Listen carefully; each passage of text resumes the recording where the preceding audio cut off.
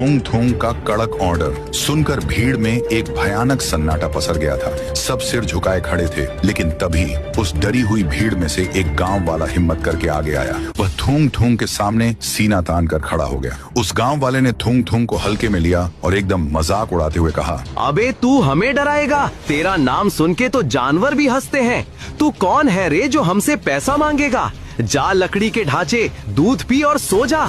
हम तेरी बात क्यों माने बे? तू कौन है रे? यहाँ के डॉन हम हैं। वह रुका और पीछे मुड़कर गांव वालों को उकसाते हुए बोला, क्यों गांव वालों, मैंने सही कहा ना? डरो मत, ये छपरी है साला। गांव वालों को भी थोड़ी हिम्मत मिली। वे कहने लगे, हाँ भाई हाँ, इसकी बात एकदम सही है। हम थोड़े ही तुझे पैसा और जवाहरात देंगे। बाप का राज है क्या यहाँ? ये सब सुनकर थूंग थूंग का दिमाग भड़क उठा। उसने आग बबूला होकर उस गांव वाले को घूरते हुए कहा, अबे साले, तूने थूंग थूंग की बेइज्जती किया है रे, यानी मेरी। अबे तुझे अंजाम नहीं पता, अब तू नहीं बचेगा। तुझे कुछ पता नहीं है कि मेरे से पंगा लेने से क्या होता है। फिर क्या था, बात खत्म। थूंग थूंग ने एक सेकंड भी नहीं लगाया। उसने अपनी कमर से खतरनाक धारदार तलवार निकाली और बिजली की तेजी से उसका सर उसके धड़ से अलग कर दिया। वह आदमी वहीं के वहीं ढेर हो गया। सामने हुए उस खून खराबे को देखकर गांव वालों के होश ठिकाने आ गए थे। लोग बिना एक शब्द बोले अपने अपने घर की तरफ भागना शुरू कर दिए। वे जान बचाने के लिए अपने घर में घुसे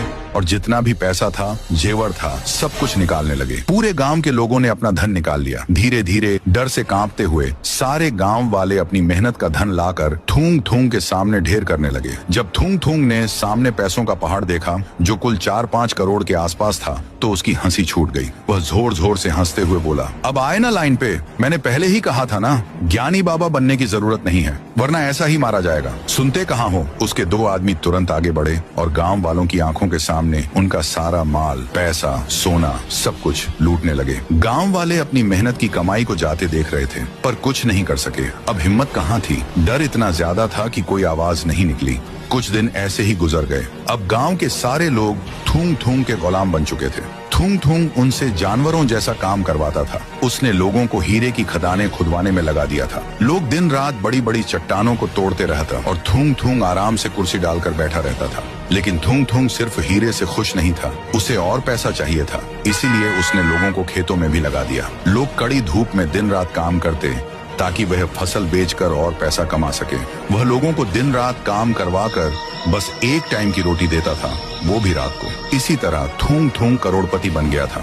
उसका गोदाम अब कचरे की तरह पैसों से भरा पड़ा रहता था। थूंग थूंग और उसके आदमी बहुत खुश थे। कुछ दिन ऐसे ही गुलामी में बीतते गए, पर तभी गांव के बीचों बीच अचानक खड़ी हुई उस सीमेंट की दीवार को देखकर